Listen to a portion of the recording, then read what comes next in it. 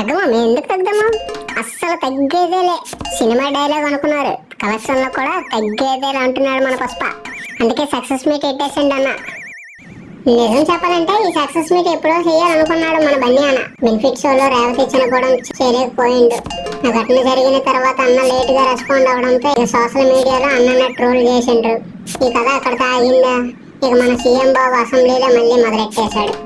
ఇక చూసుకో, సినిమాలో అస్సలు తగ్గేదేలే. బయట మన రేవంత్ అన్న మాత్రం ఎలా తగ్గించాలో చూపించాడు. మన అన్నకి స్పీచ్ మధ్యలో వాటర్ తాగడం అలవాట్లేండి.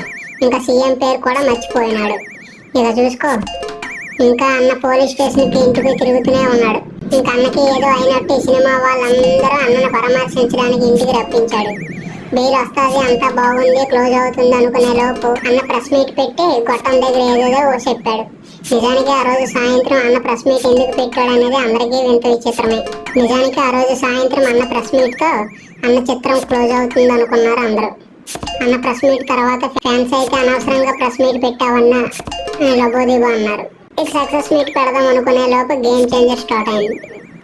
మంచి సినిమాలు మనకి ఎక్కవు కదా, మిక్స్డ్ టాక్ తో ఆడింది. ఇదే సందు చూసి అన్న రీలోడెడ్ వెర్షన్ దించాడు మళ్ళీ. అసలు అక్షరాల 1740 crores కలెక్ట్ చేసింది వరల్డ్ వైడ్ గా.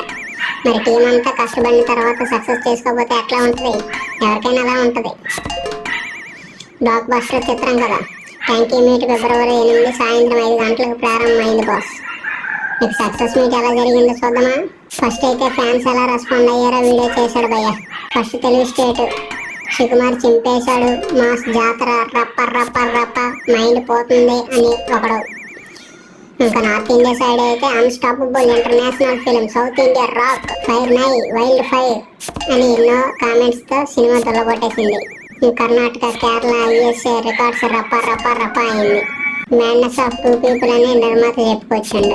Rajamouli pan India cinema release చేయమని చెప్పారు, లేకపోతే మేము తెలుగులోనే రిలీజ్ చేసే వాళ్ళమని సుకుమార్ చెప్పిండు. ప్రతి ఫ్రేమ్ లో ఎంటర్టైన్మెంట్ నింపాలని చెప్పారు. మొత్తం టీం అందరూ గురించి చెప్పండు. పార్ట్ 3 కూడా ఉందట. ఇంకా అది అక్కడితో ఆగిందా? నెక్స్ట్ థ్యాంక్ యూ మీట్ పెట్టిండ్రు. సుకుమార్ కి స్టాండప్ క్లాస్ ఇచ్చిండు ఏకంగా.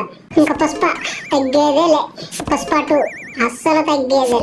పుష్ప 3 నీకు తెలీదు, నాకు తెలీదు, సుకుమార్ సార్ రాసినంత వరకు సుకుమార్ సార్ కూడా తెలియదు. మరి మన ఛానల్ నుండి పుష్ప 3 ఆల్ ది బెస్ట్ చెప్తూ సబ్స్క్రైబ్ చేయని వాళ్ళందరూ సబ్స్క్రైబ్ చేసిండమ్మా.